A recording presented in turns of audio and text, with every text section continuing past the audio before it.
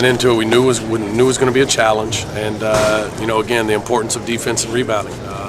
We did not defend and rebound in a way that gave us an opportunity to beat a team that played as well as Furman did, and credit them when we did cut it. They seemed to come up with a big play or a big shot to stretch the lead back out. But when we have games where we don't defend and rebound and don't get much out of our interior, especially somebody as important as Sam Muldrow, it's going to be hard for us to beat good teams. And this is a good Furman team. This is a team that's won some road games already and has is going to do really well in their league. And when we don't guard and rebound, and when we don't get much from the interior, especially Sam Muldrow, it's going to be tough for us to beat good teams.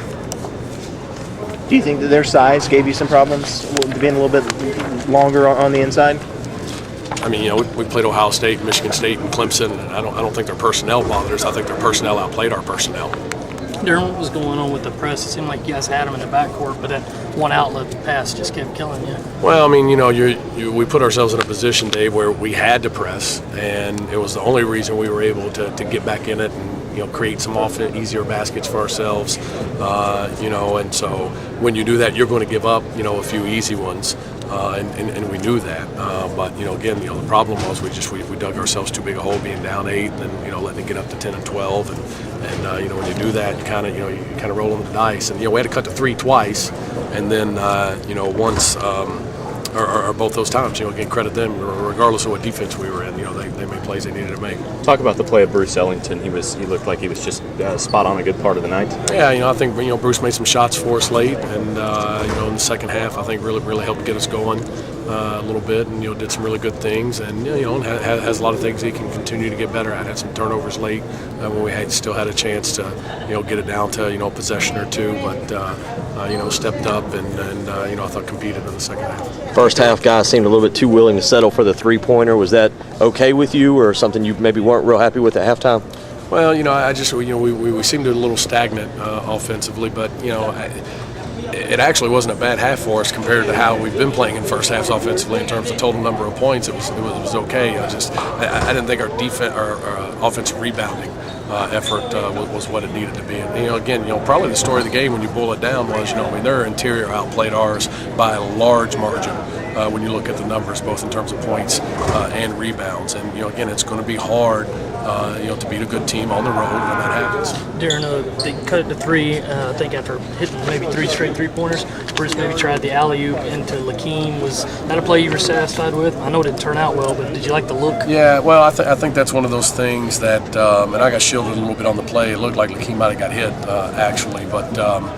It's one of those things where if it's there, you make it, and if it's not, we've got the option to keep going through. And so, we tried to make a play and we didn't.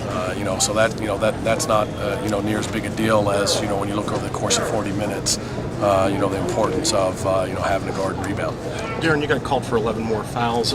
Looked like you were pretty unhappy with the referees. Was there just some things that they weren't calling tonight? When you press, you're probably going to get called for more fouls. I do get confused sometimes when we're driving the ball every time down the floor very aggressively, and it doesn't seem like those are the same. But when you press as much as we did tonight, you're going to get quite a few fouls called. I think it'll be a problem to flush this. I mean, I know you guys got the holiday break, but will you come back and think you'll be able to get right over it? Well, we don't have a choice, do we? We got games scheduled, and we got to play them. I think that we're going to find out a lot about this team. And, this is a team that is learning a lot right now. And I like our character, I like our work ethic. But we also have to understand that even with great preparation, we had maybe our 3 best days of practice in a row that we had in terms of everybody being good and our effort and our focus and our energy. But then you still got to go out and do it in the games, and I think our youth showed a little bit of that tonight. Coach, you mentioned Sam a couple of times. What does he need to do differently, and how do you get him to that point?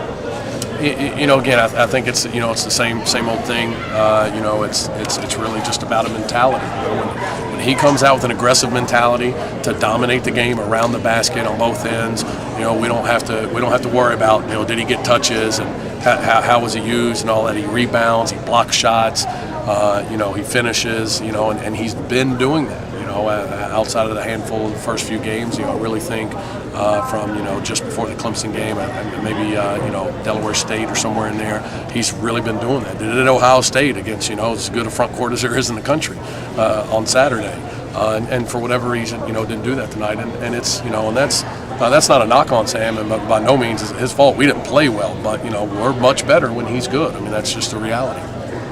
Thanks, guys. Thanks.